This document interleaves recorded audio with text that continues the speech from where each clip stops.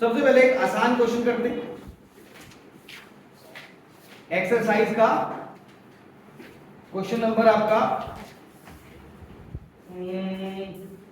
14, ये नई बुक है पुरानी बुक है जो भी 14 एक्सरसाइज का, एनसीईआरटी की एक्सरसाइज का question number 14। Consider a uniform electric field. समझ में आ गया? मिल गया? तो क्या कह रहा है वो क्वेश्चन? क्वेश्चन नंबर 14 क्या कह रहा है? Consider uniform electric field E 3 into 10 to the power 3 I क्या देर का मतलब उसका डायरेक्शन x एक्सिस न्यूटन पर coulomb. What is the flux of this field through a square of 10 centimeter on a side whose plane is parallel to yz plane? मतलब क्या कह रहे हैं कि ये हो गया आपका जो कोऑर्डिनेट सिस्टम है, ठीक, और यहां पर एक उसने स्क्वायर ले लिया, स्क्वायर और छोटा कर देते, स्क्वायर से मिल जाएगा।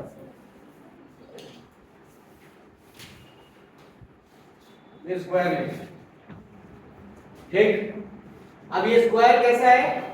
ये YZ प्लेन के पैरेलल है। YZ प्लेन के पैरेलल है मतलब x एक्सिस के परपेंडिकुलर। अगर मान लो ये YZ प्लेन तो ये x एक्सिस के परपेंडिकुलर होगा, ठीक है ना? तो यहां पर जो इलेक्ट्रिक फील्ड है वो तुम्हारा दे रखा है 3 into 10 to the power 3 I cap Newton पर कूलम। समझ में आ रहा है ना? आपको पता होना चाहिए कि किसी भी एरिया का जो एरिया वेक्टर होता है वो किधर होता है?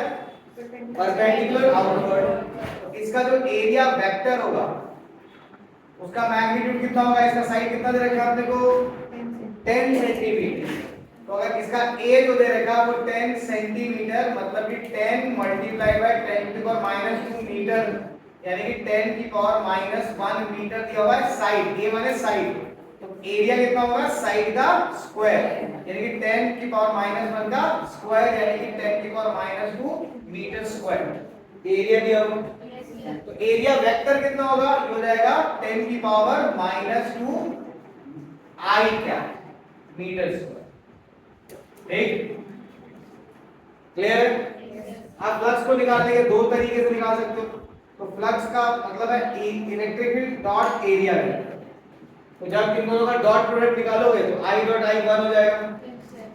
तो आपका आ जाएगा flux is equals to 3 into 10 to the power 3 into 10 to the power -2, यानी कि phi आ जाएगा 3 into 10, 3 - 2 is 1, that is flux कितना आ गया? 30 न्यूटन पर कूलम इनटू मीटर स्क्वायर। ये फ्लक्स का ऐसा यूनिट है, याद रखो, बिना यूनिट के मत लिख देना। समझ आ गया? दूसरा तरीका क्या हो सकता है कि आप किस तरीके से सोच लो, E cos theta dot product जब ओपन करते हैं तो अपन ऐसे भी सोच सकते हैं। तो फ्लक्स को ऐसे भी सोच सकते हैं भैया E cos थीटा, है ना? दोनों तरीके से सोचने आना चाहिए कि कई बार सिर्फ प्योर वेक्टर के फॉर्म में हो, कई बार इस तरीके से हो। E cos थीटा, तो अब थीटा किसके बीच में लेंगे? इलेक्ट्रिक फील्ड और एरिया वेक्टर के बीच में। एंगल कितना बन रहा है इनके बीच में?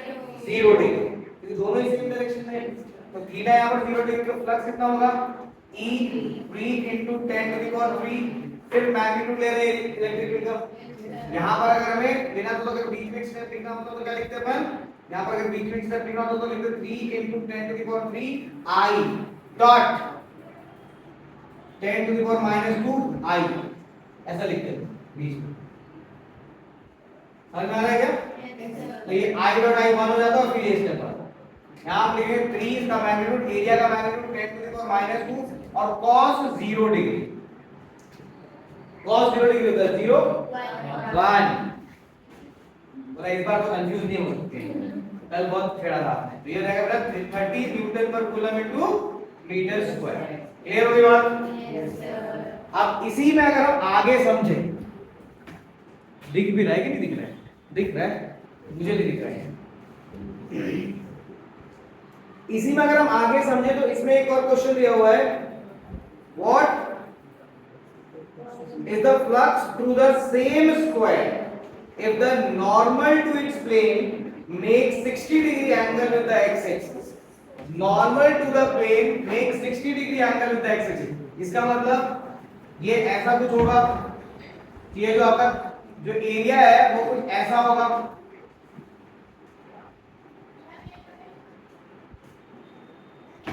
ये कुछ एरिया से टेढ़ा हो गया होगा।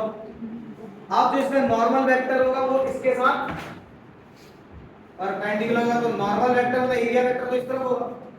तो ये x एक्सिस के साथ में कितना एंगल बना रहा है, 60 डिग्री बना रहा है। लेकिन हमारा जो इलेक्ट्रिक फील्ड है वो तो x डायरेक्शन में है, इलेक्ट्रिक फील्ड तो हमारा x डायरेक्शन में दिया हुआ है। तो यहां पर अगर हम देखें तो थीटा कितना आ गया हमारे पास 60 डिग्री, बाकी सब कुछ वैसे ही चलेगा। तो अब यहां पर हमें फ्लक्स कैलकुलेट करना हो तो देगा E A cos थीटा, तो 5 E की वैल्यू कितनी है 3 × 10 to the power 3, एरिया है 10 to the power -2 और cos 60 डिग्री, और cos 60 डिग्री होता है 1/2, तो ये हो जाएगा 1/2, तो ये हो जाएगा 1.5, तो फ्लक्स हो गया हमारा 1.5 × 10, ये सॉल्व हो गया, जाएगा 15 न्यूटन पर कूलम × मीटर। आगे समझ में, इजी क्वेश्चन है, ठीक। अगला हम इसमें देखते हैं, एक क्वेश्चन है 1.17, एनसीईआरटी का जो क्वेश्चन नंबर है 1.17 मिला। क्या कह रहा है वो, a point charge plus 10 microcoulomb is a distance 5 centimeter directly above the center of a square of size 10 centimeter as shown in the figure. What is the magnitude of electric flux through the square? Think of the square as one face of a cube with अच्छा वो तो hint दिया है, तो उसने बोला है कि हमारे पास एक ये स्क्वायर है। पहले आप यहाँ पे सुनो इस क्वेश्चन को, पहले आप यहाँ पे, उसने बोला है कि हमारे पास ये एक स्क्वायर है, फर्श पे पड़ा हुआ एक स्क्वायर है मानो, और ये स्क्वायर का साइड कुछ भी दे रखा है, कितना दे रखा है 10 सेंटीमीटर, ये भी 10 है, ठीक। और यहां से 5 सेंटीमीटर की हाइट पे, 5 सेंटीमीटर की हाइट पे एक चार्ज रखा हुआ, क्लियर। अब इसने बोला है कि स्क्वायर के थ्रू फ्लक्स कैलकुलेट, तो फ्लक्स कैलकुलेट करने का क्या तरीका है, फ्लक्स का बेसिक फॉर्मूला क्या है, जैसे अभी आपने किया तो यहां पर ये एंगल आपको समझ आ रहा था। अब आप यही चीज यहां पर देखोगे तो ये अगर पॉजिटिव चार्ज है, ये जो भी चार्ज अगर पॉजिटिव है तो इसकी इलेक्ट्रिक फील्ड इससे बाहर निकलेगी। अगर मैं 2-3 इलेक्ट्रिक फील्ड बनाऊं तो मान लो इससे एक इलेक्ट्रिक फील्ड हम यहां बनाते हैं तो ये इसको ऐसे फाड़ता हुआ निकलेगा बाहर, घुस के ऐसे बाहर निकलेगा। एक इलेक्ट्रिक फील्ड यहां पर होगा तो इसको ऐसे छेद करता हुआ निकलेगा। एक इलेक्ट्रिक फील्ड यहां बना देते हैं तो इसको ये ऐसा निकलेगा। फिर ऐसे आप कहीं भी बना के देखो, आप तो थोड़ा टेढ़ा ले लो, ठीक, ऐसे निकलेंगे इलेक्ट्रिक फील्ड। लेकिन अगर आप यहां पर हर जगह हर पॉइंट पे अगर आप मार्केट का चलो ऐसे से देख लेते हैं, तो अगर आप हर जगह पे देखोगे तो यहां पर जो एरिया वेक्टर होगा वो ऐसा होगा, यहां पर एरिया वेक्टर ऐसा होगा, यहां पर एरिया वेक्टर लगभग ऐसा ही होगा, यहां पर एरिया वेक्टर ऐसा होगा और यहां पर एरिया वेक्टर ऐसा होगा। तो आप देखो हर बार जो एंगल है θ1, θ2, θ3, θ4, θ, हर बार ये एंगल से डिफरेंट है, ठीक। इन दोनों क्वेश्चन में ये सेम आसान क्यों था, क्योंकि यहां पर एंगल्स फिक्स थे, या तो 60 डिग्री था या तो वो था, सारी फील्ड लाइन सेम बना रही थी। अब यहां पर अगर पॉइंट चार्ज तो पॉइंट चार्ज से इलेक्ट्रिक फील्ड लाइन इधर से रेडियली आउटवर्ड निकलती है ना, कुछ फील्ड लाइन इधर भी नहीं, चारों तरफ होती है वो फील्ड लाइन। देखिए अगर अपन इस सरफेस के थ्रू देखें तो हर जगह पर एंगल अलग अलग हो जाए, तो ऐसा सॉल्व करने पर अपने को हर पॉइंट और हर एंगल का कैलकुलेट करने पर अपने को छठे लेवल की नानी आता है। मतलब ये ऐसे डायरेक्टली सॉल्व करना मुश्किल है, ऐसा तो नहीं बोलूंगा कि नामुमकिन है, लेकिन मुश्किल बहुत ज्यादा है, ठीक है। अपन 4-5 साल लगाए तो हो भी सकता है कि अभी से चालू करें 4-5 साल में निकाल दें, लेकिन क्या मतलब, तो दूसरा तरीका है गॉस बाउजी है, कार्ल फ्रेडरिक गॉस का ऐसा नाम है पूरा, तो उन्होंने अपना एक नियम दिया बिल्कुल गॉसेस लॉ, उसका यूज करते हैं। लेकिन गॉसेस लॉ को यूज करने की सबसे बड़ी समस्या क्या है कि गॉसियन सरफेस चाहिए क्लोज्ड होना चाहिए, तो अब इसको इसके चारों तरफ क्लोज तो सरफेस है नहीं, तो हम बनाएंगे।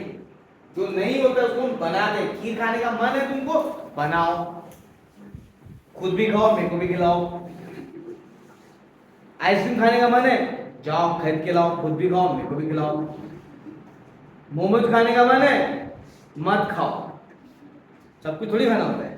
लेकिन यहाँ पर हमें समझ में आया कि गॉसियन लॉ का यूज करना पड़ेगा। तो गॉसियन लॉ यूज करने के लिए क्या करना है, गॉसियन सरफेस बनाना है।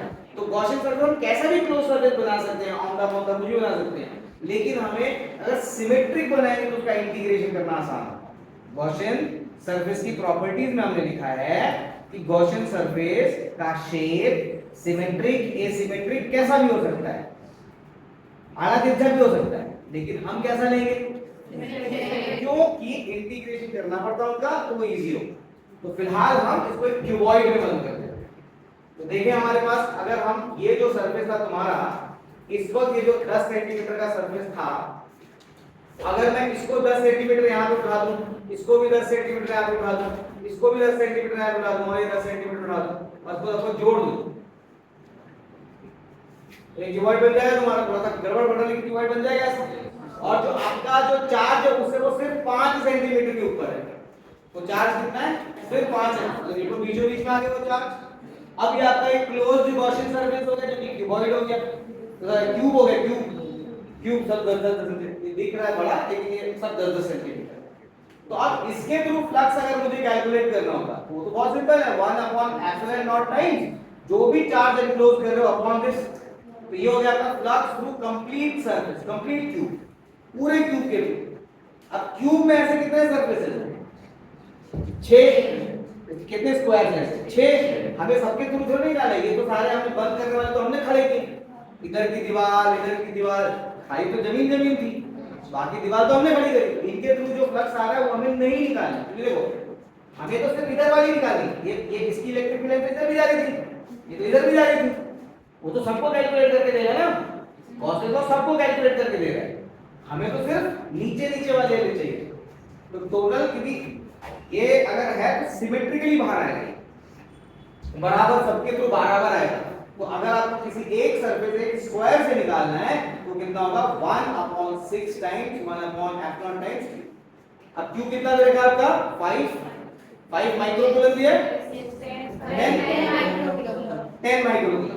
तो फ्लक्स थ्रू स्क्वायर कितना हो जाएगा, 1/6 into f0 into 10 micro is 10 to the power -6। तो आपको कैलकुलेट करने का मन है तो करो, नहीं मन है तो इसको लिखो, और 10 की पावर -5 डिवाइडेड बाय 6/ε0 न्यूटन पर कूलम इनटू मीटर स्क्वायर। और कई बार इनको कैलकुलेट करना पड़ता है, तो एप्सिलॉन की वैल्यू याद रखो, 8.854 into 10 to the power -12। ठीक, यूनिट जो भी यूनिट होगा देख लेना। समझ में आ रहा है? कभी कैलकुलेट करने का मूड नहीं हो, कभी कैलकुलेट मूड पे नहीं जाएगा, अगर टाइम नहीं हो और ऐसा लग रहा है गलती हो सकती है, टाइम ज्यादा लग सकता है, ऐसा लिख के और एप्सिलॉन की वैल्यू लिख देना वहां पे कि वेयर एप्सिलॉन इज दिस।